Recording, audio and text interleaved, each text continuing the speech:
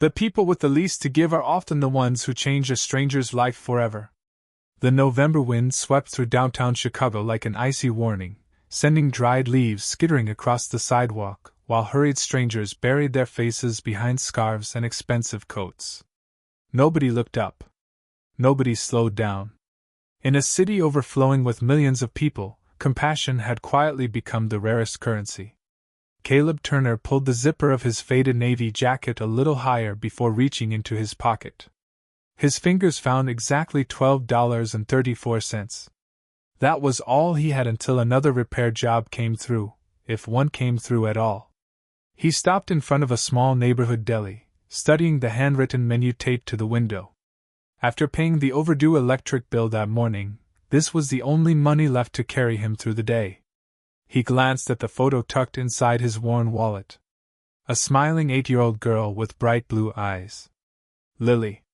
His daughter had kissed him goodbye before school with a cheerful smile that hid how carefully she rationed every bite of breakfast whenever money became tight. She never complained. She simply said she wasn't very hungry. Caleb knew better. He stepped inside and ordered the cheapest turkey sandwich on the menu. "Just the sandwich?" the cashier asked. He hesitated before forcing a smile. "That's enough." The warm paper bag felt almost luxurious in his freezing hands as he stepped back onto the crowded sidewalk. He hadn't eaten since yesterday afternoon, but at least tonight he would have enough strength to finish the emergency furnace repair scheduled across town. Then he noticed her. A young woman sat alone beside the entrance to the subway station, wrapped in an oversized gray coat that looked several sizes too big. Snowflakes had begun collecting in her light brown hair. Her shoes were worn, her hands trembled from the cold, and a cardboard sign rested beside her.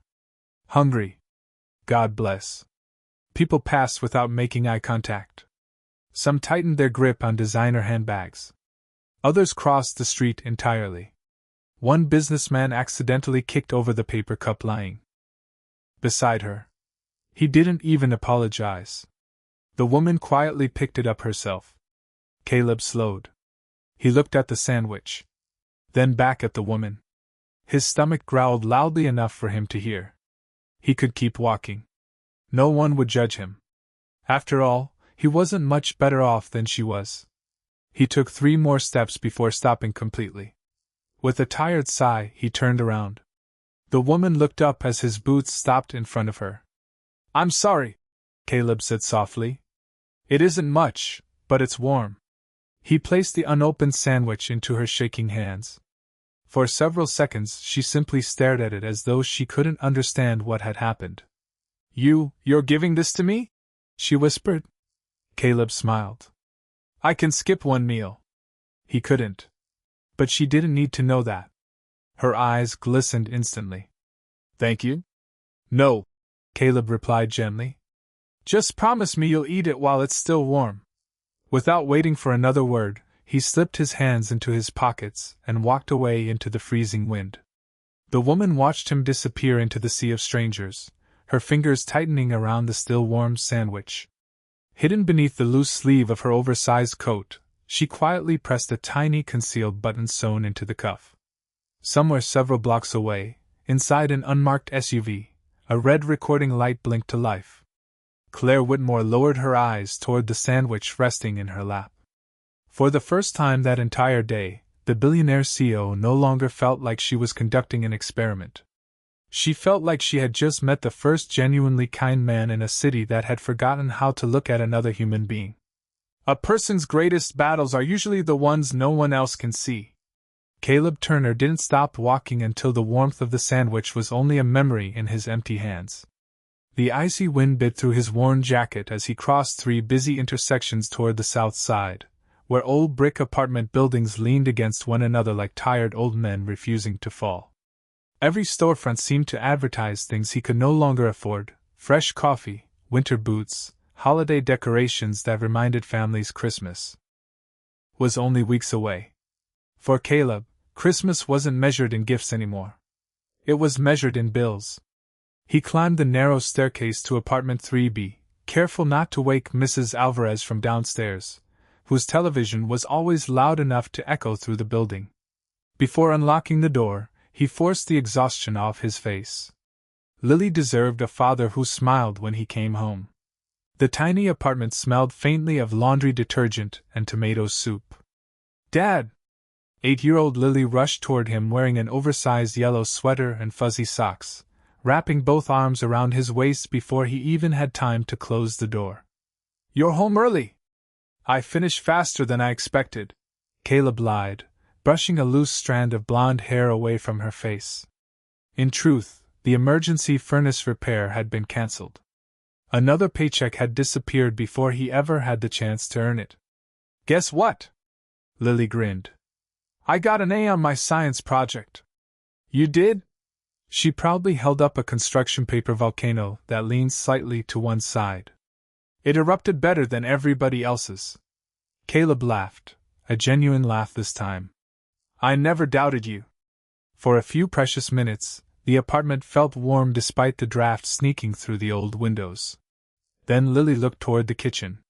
"Did you eat lunch today?" The question landed harder than she realized. Caleb smiled without hesitation. "Of course. What did you have?" He thought for half a second. "A turkey sandwich." She nodded, satisfied. "I knew it. Turkey's your favorite." He swallowed quietly. "It sure is." As Lily disappeared into her bedroom to finish homework, Caleb opened the nearly empty refrigerator. Half a carton of milk. 3 eggs. A stick of butter. Nothing else.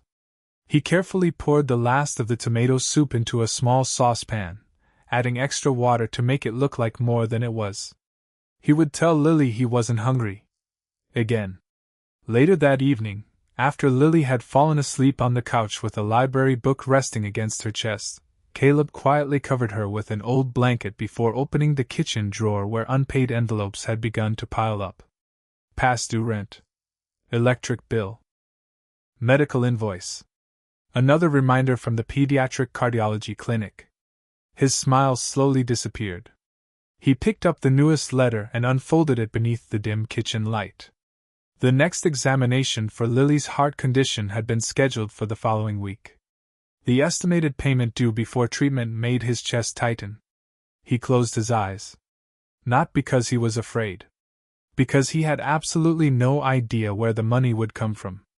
Outside, snow continued falling across Chicago. Several miles away, inside the top floor of Whitmore Holdings headquarters, Claire Whitmore sat alone in her office, still wearing the same oversized gray coat she had used during the day's experiment. Her executive assistant entered quietly. "Miss Whitmore, the security team reviewed today's footage." Claire didn't answer immediately. Instead, she stared at the untouched gourmet dinner waiting on her desk. For some reason, she couldn't bring herself to eat it. Finally, she looked up. "I want every second of the recording from the man who gave away his lunch." The assistant blinked. "Should we identify him?" Claire's eyes lingered on the memory of his tired smile. "Yes," she said softly. "And find out why someone with almost nothing was willing to give away everything he had. Sometimes the richest person in the room is the one searching hardest for something money can never buy." By 7 the next morning, the 42nd floor of Whitmore Holdings buzzed with quiet efficiency. Executives hurried through polished hallways carrying tablets and coffee, assistants coordinated meetings down to the minute, and floor-to-ceiling windows overlooked a city just beginning to wake beneath a blanket of fresh snow. Claire Whitmore barely noticed any of it. She sat alone inside the executive screening room, her tailored black suit replacing yesterday's oversized gray coat. On the massive screen before her, security footage replayed in perfect silence. There he was again. The tired man in the faded navy jacket. He stopped. He hesitated. He looked at the sandwich. Then at her. Claire leaned forward. Every member of her security team expected the man to keep walking.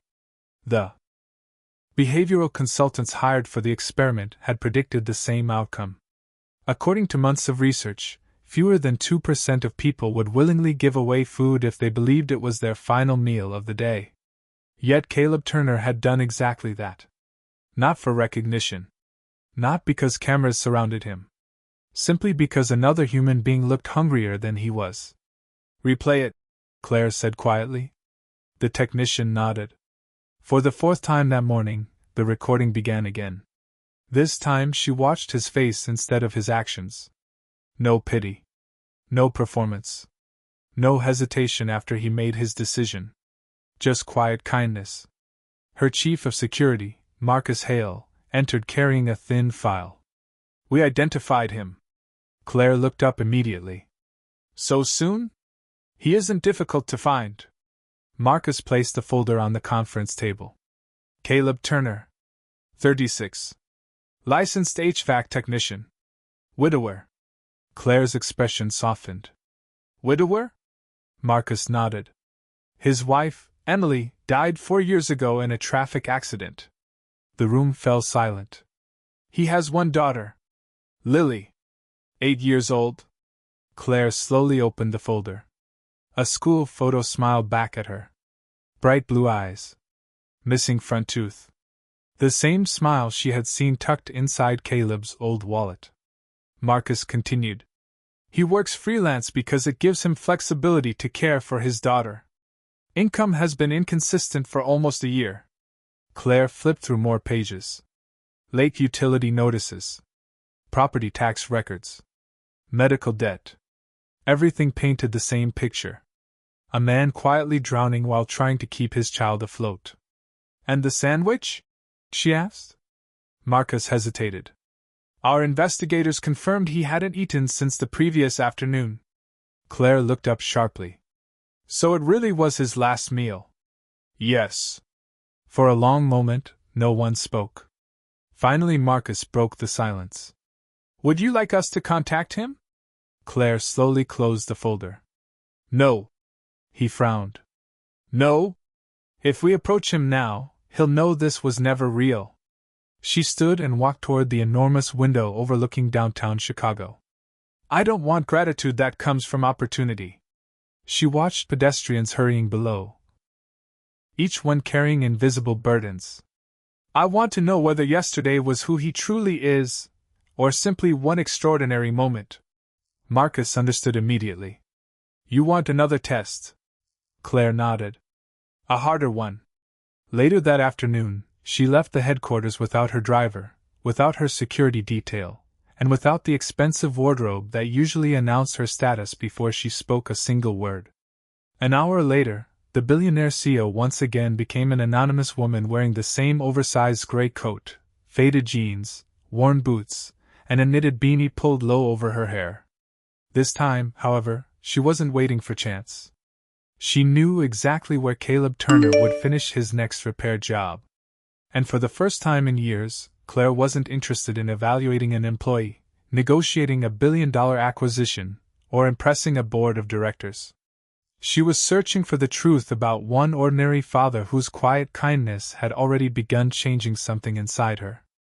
Character isn't revealed by one good deed, it is revealed when kindness becomes a habit. The next afternoon, snow drifted lazily across the streets as Caleb finished repairing a broken heating unit in an aging apartment complex on the west side of Chicago. He wiped the grease from his hands with an old shop towel before thanking the elderly landlord, who handed him a folded envelope. "I'm sorry, Caleb," the man said apologetically. "Business has been slow. I can only pay half today." Caleb looked inside. $120. Barely enough to cover groceries, let alone Lily's medical bills. Still, he smiled. "I appreciate it." "You always do." Caleb simply shrugged before walking toward his aging pickup truck. On the opposite side of the street, Claire Whitmore watched everything from inside a small neighborhood coffee shop. She had arrived nearly an hour earlier, dressed once again in worn jeans, a gray coat, and a knitted beanie that concealed her recognizable appearance. No luxury watch rested on her wrist. No bodyguards waited nearby. To everyone around her, she looked like another struggling woman trying to escape the cold. Marcus's voice came softly through the hidden earpiece. "He's leaving now. I see him. You don't have to do this yourself."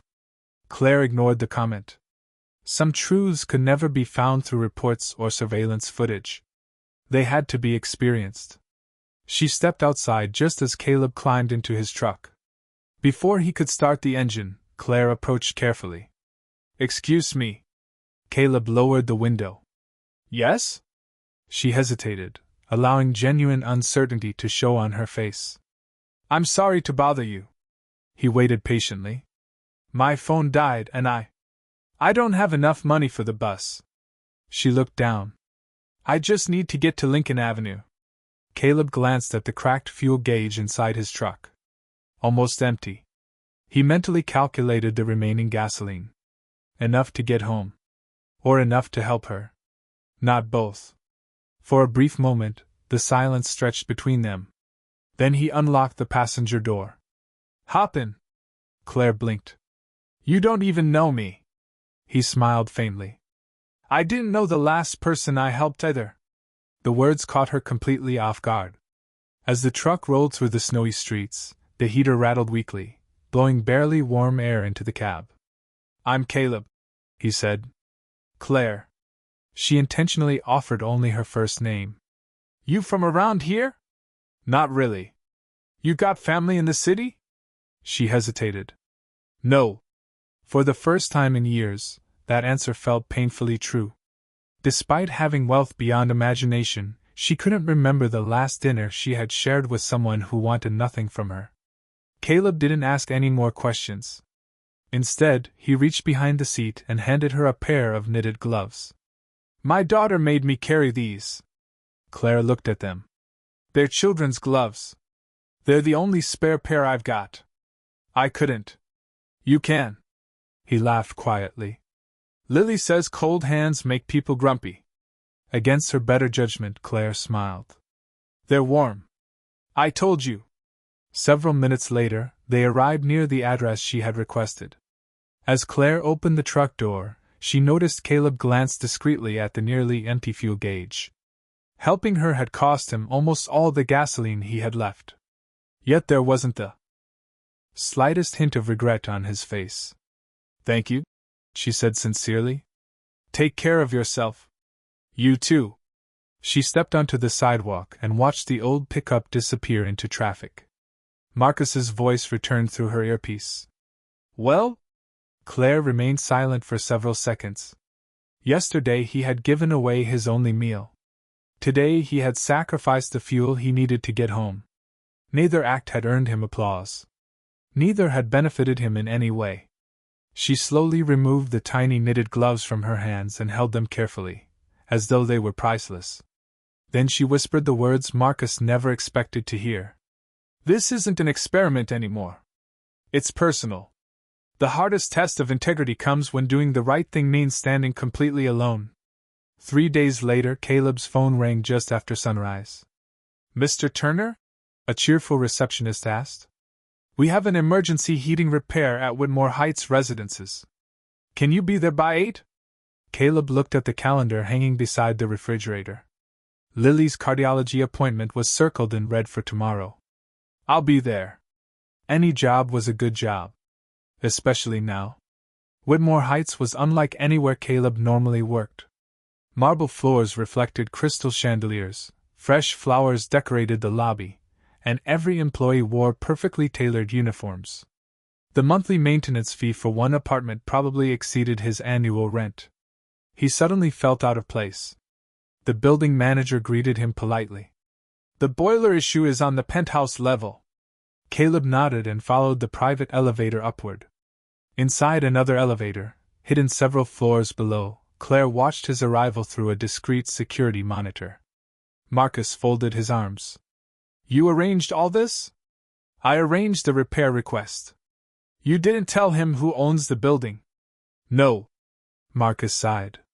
"I still don't understand." Claire looked thoughtfully at the monitor. "I've seen how he treats someone with nothing." She paused. "Today I want to see how he treats someone who has everything." Minutes later, Caleb finished inspecting the heating system outside the penthouse mechanical room. The problem was simple. A damaged pressure valve. He replaced the part, restarted the system, and packed away his tools. As he turned to leave, voices echoed from farther down the hallway.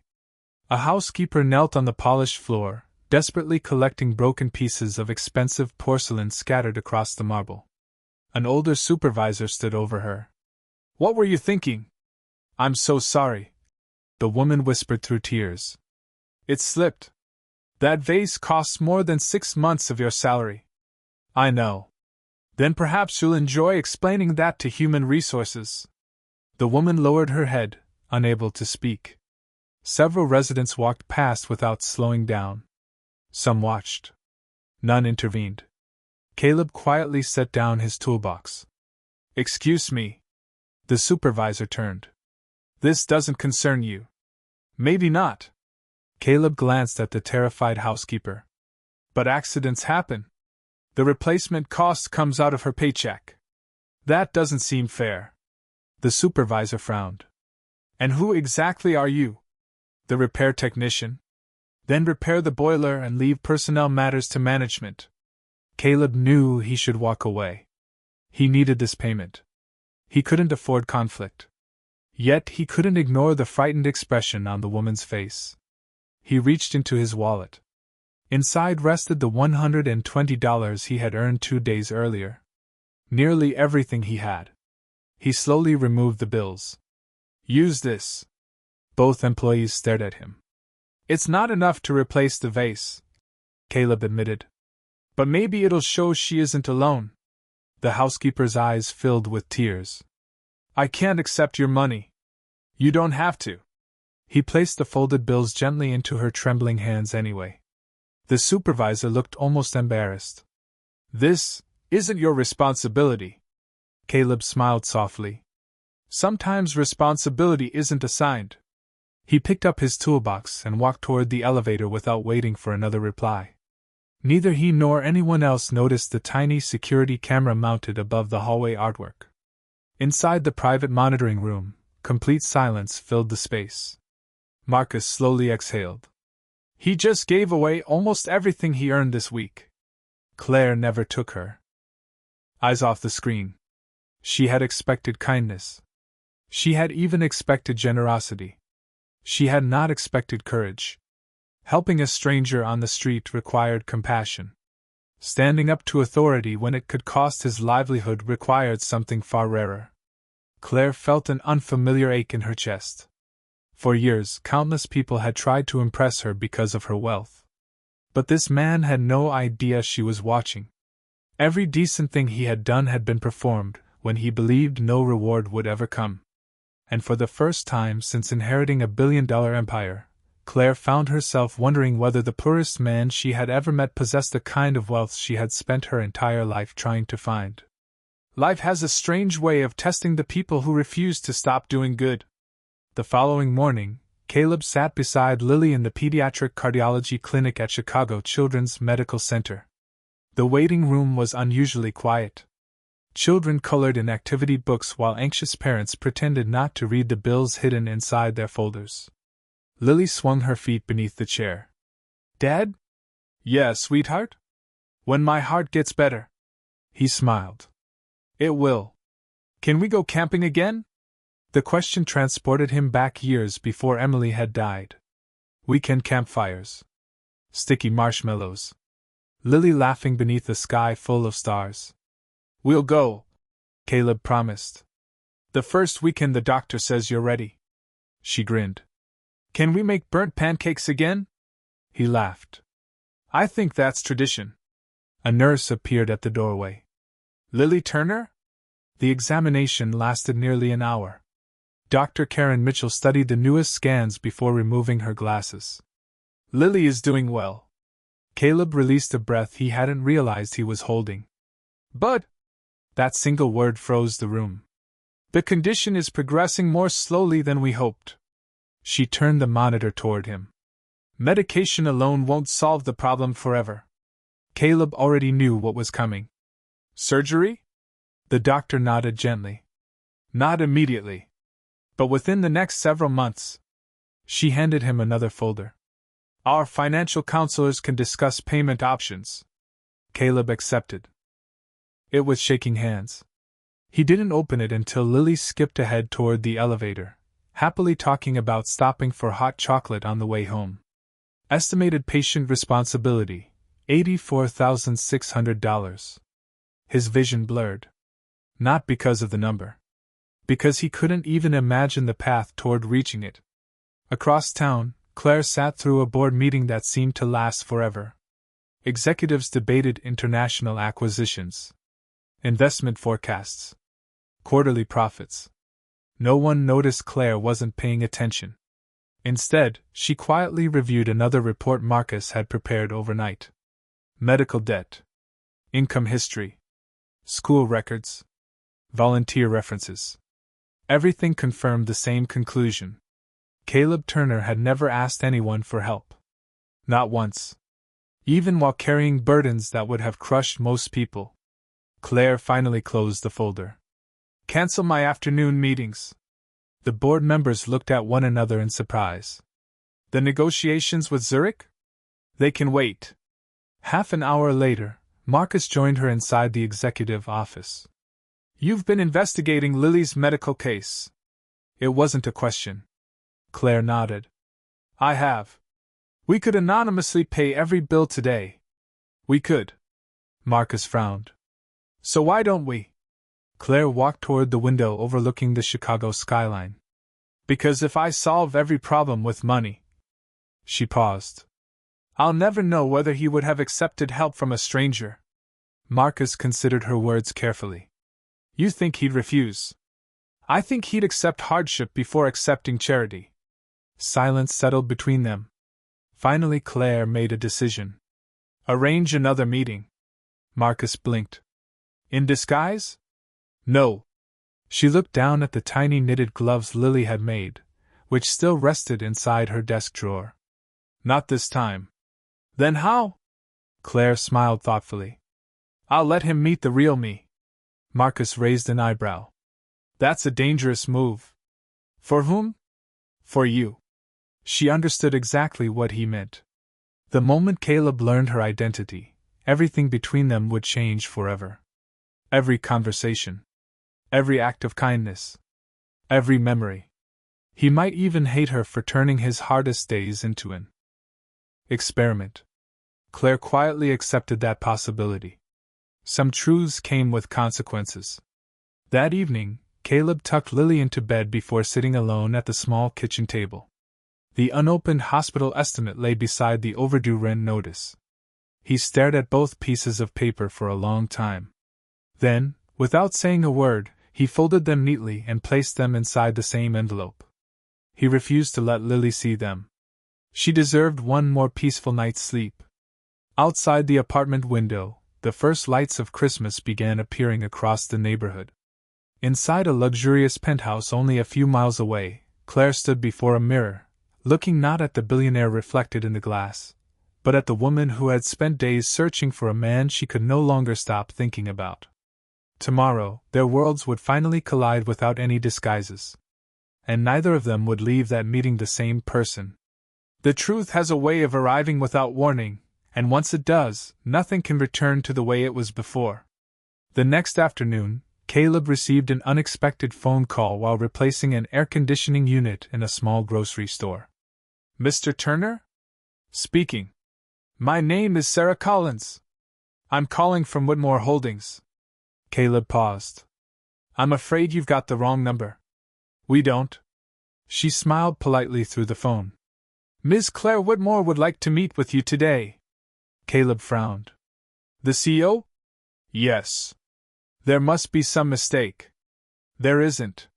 The call ended with the address of Whitmore Holdings headquarters and a meeting scheduled for 3 o'clock. For the rest of the afternoon, Caleb couldn't stop wondering why one of the wealthiest women in America wanted to see an ordinary repair technician. By 3 o'clock, he stood inside the soaring marble lobby where everything gleamed with quiet perfection. Employees moved confidently through the building. Caleb felt completely out of place. His work boots left faint traces of melting snow on the polished floor. An assistant greeted him with a warm smile. Mr. Turner? He nodded. This way, please. The private elevator climbed silently toward the executive floor. When the Doors opened. Caleb found himself standing before a pair of enormous oak doors. The assistant gently knocked. "Ms. Whitmore, Mr. Turner is here." "Send him in." Caleb stepped inside. The office overlooked nearly all of downtown Chicago. Floor-to-ceiling windows framed the winter skyline. Modern paintings decorated the walls. Everything spoke of unimaginable success. Then he saw her. Claire stood beside the window wearing an elegant navy suit. No gray coat. No knitted beanie. No worn boots. For several long seconds Caleb simply stared. Recognition arrived slowly. Then all at once. "You!" Claire turned toward him. "Hello, Caleb." His eyes widened. "The woman?" "Yes." "The bus stop?" "Yes." "The sandwich?" She lowered her head. "Yes." Silence filled the office. Caleb searched her face, trying to reconcile the struggling stranger he remembered with the billionaire standing before him. "I don't understand." Claire took a slow breath. "You deserve an explanation." She invited him to sit. He remained standing. So she began anyway. "I wasn't homeless. I know that now. I wasn't stranded. I figured." She swallowed. "I was conducting a private social experiment." The words landed like stones. Caleb's shoulders stiffened. "So?" He forced a small laugh that carried no humor. "I was being tested." Claire didn't answer immediately. "At first." His expression changed. "At first?" "Yes." "And after that?" She looked directly into his eyes. "After that, I kept coming back because I wanted to know the man behind the kindness." Caleb looked away. Every memory suddenly felt different. The sandwich. The ride. The gloves Lily had made. None of it had happened the way he believed. "So every conversation," Claire nodded quietly, "was real to me. But it started with a lie." She closed her eyes for a brief moment. "Yes." Neither spoke for nearly a minute. Finally Caleb asked the question that mattered most. "Did you have people following me?" Claire refused to lie again. "Yes." He nodded slowly. "My daughter too." Another painful pause. "Only to understand your circumstances." He stepped backward. "You investigated Lily?" "We learned about her medical condition."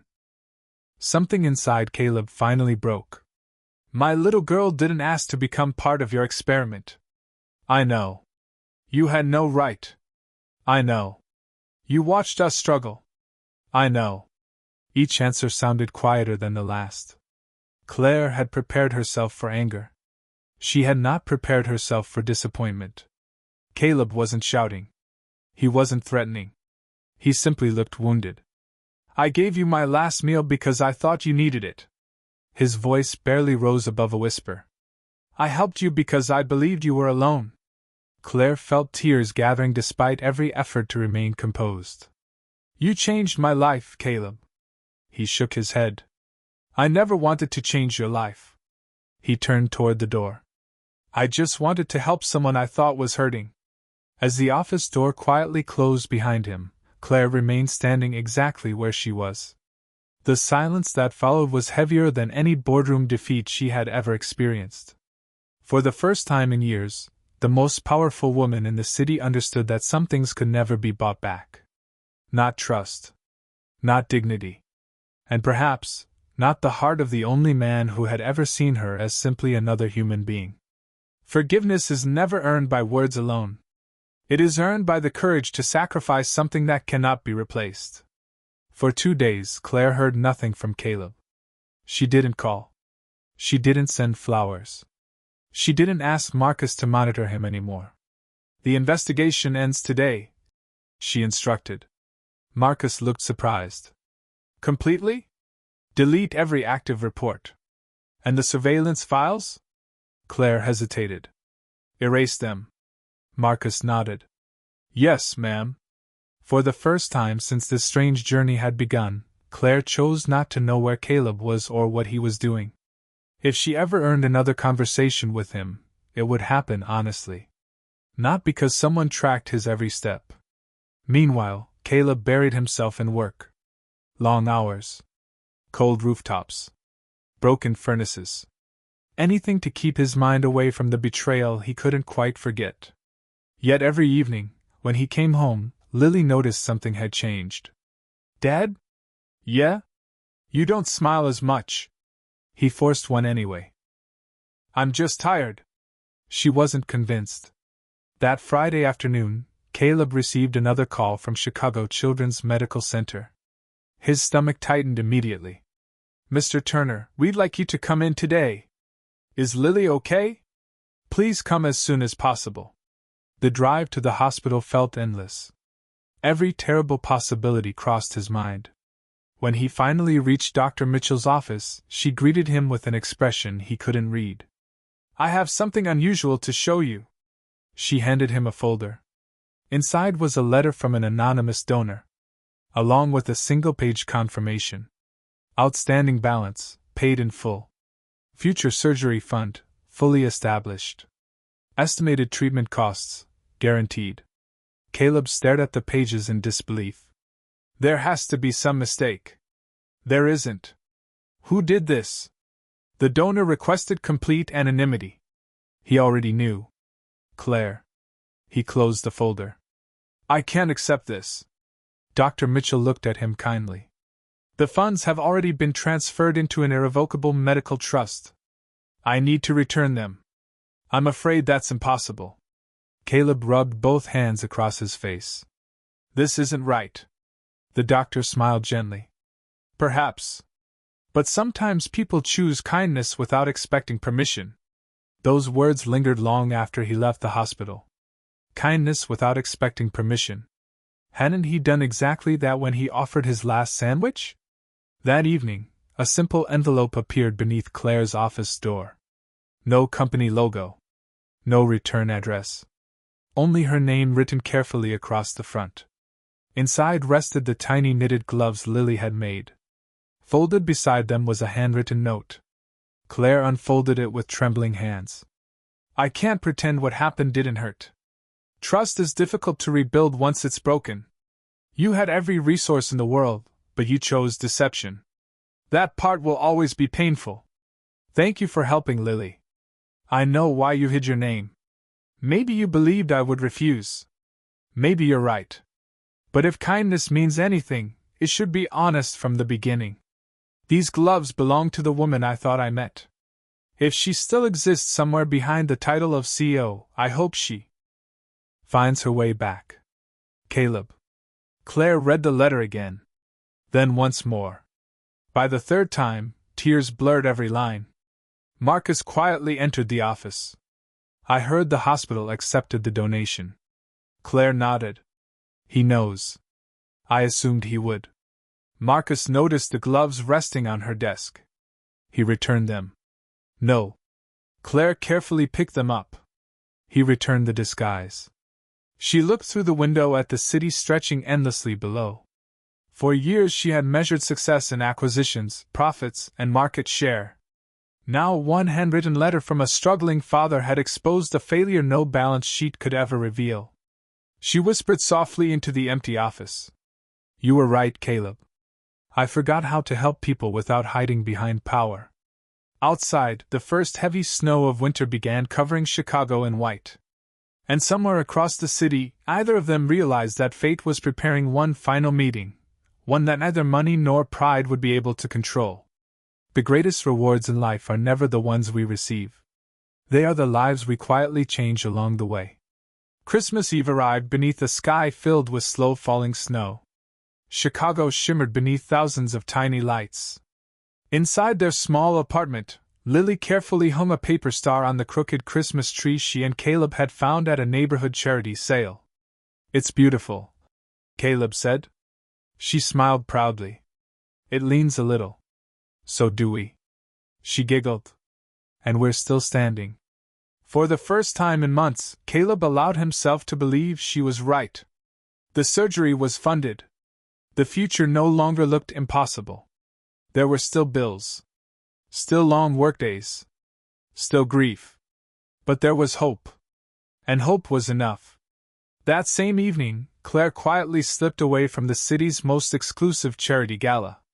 Hundreds of cameras waited outside. Reporters hoped to photograph another glamorous appearance from America's youngest billionaire CEO.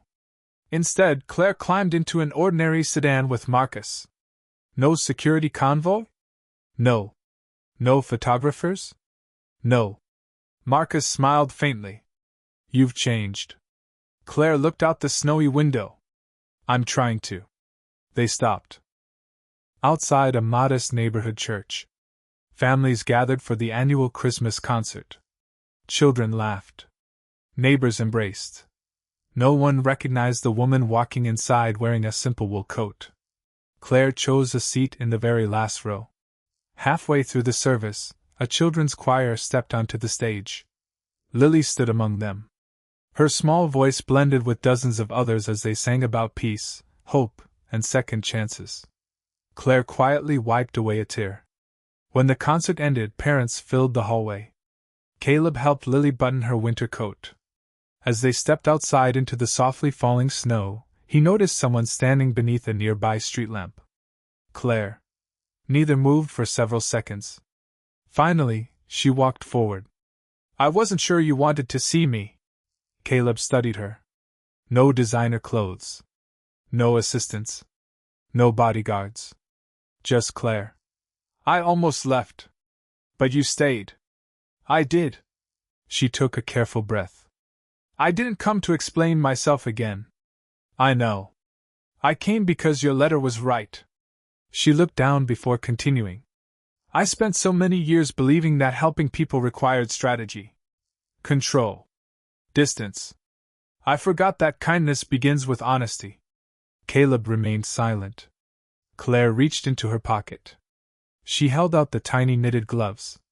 I think these belong with the person who made them. Before Caleb could answer, Lily looked up. Daddy? He nodded. This is Claire. Lily smiled immediately. The lady from the bus stop. Claire laughed softly through unexpected tears. Yes. I'm sorry I never told you who I really was. Lily tilted her head. My teacher says saying sorry is important. Claire smiled.